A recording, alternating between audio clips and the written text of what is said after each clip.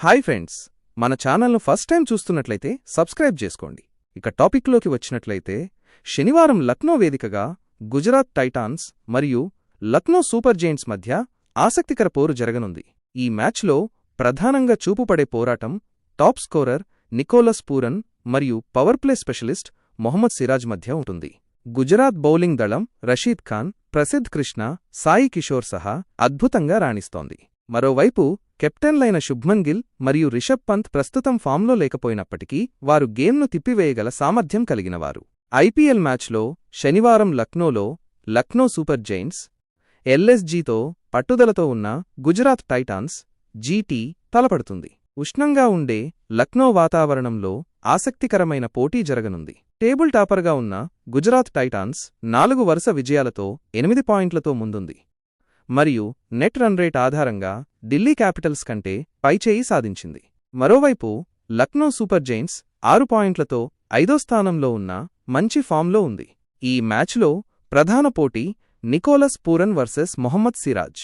Tourney top scorer అయిన Nicholas Pooran ఇప్పటికే 288 పరుగులు చేసి 24 సిక్స్లు మరియు 25 ఫోర్లతో ప్రత్యర్థులను భయపెడుతున్నాడు.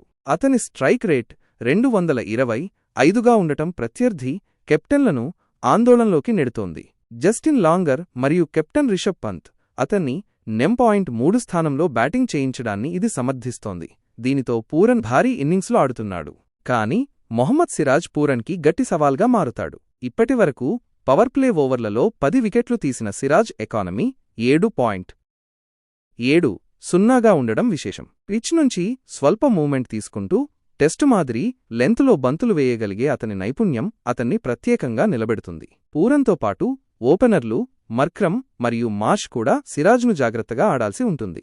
కగిసో రబాడా లేనప్పటికీ గుజరాత్ టైటాన్స్కి పెద్ద లోటుగా అనిపించలేదు. ప్రసిద్ధ్ కృష్ణ 8 వికెట్లు, ఎకానమీ ఉదయం 7:05 మరియు సాయి కిషోర్ 10 వికెట్లు, ఎకానమీ ఉదయం 7:25 అద్భుతంగా రాణిస్తున్నారు.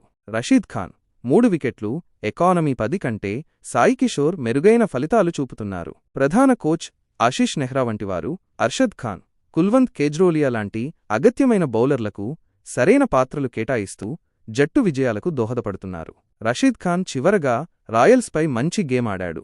అతను ఫామ్లోకి వస్తే గుజరాత్ టైటాన్స్ ఆపడం కష్టం. కెప్టెన్ల నుంచి తక్కువ పరుగులు రావడం ఆందోళన కలిగిస్తోంది. శుభ్మన్ గిల్ మరియు రిషబ్ పంత్ ఇద్దరు క్లాస్ బ్యాట్స్మెన్ అయినా ఈ సీజన్లో పెద్దగా ఆకట్టుకోలేకపోయారు. గిల్ గత సీజన్లో 890 పరుగులు చేసి మెరిశాడు. కానీ కెప్టెన్సీ తీసుకున్నప్పటినుంచి స్వేచ్ఛగా ఆడలేకపోతున్నాడు. ఇప్పటివరకు 148 పరుగులు మాత్రమే చేశాడు. సాయి సుదర్శన్ 273 మరియు జోస్ బట్లర్ 203 ఎక్కువ భారం మోస్తున్నారు. మరోవైపు ఐపీఎల్ చరిత్రలో అత్యధిక ధరకు కొనుగోలు అయిన పంత్ 27 కోట్ల రూపాయలు.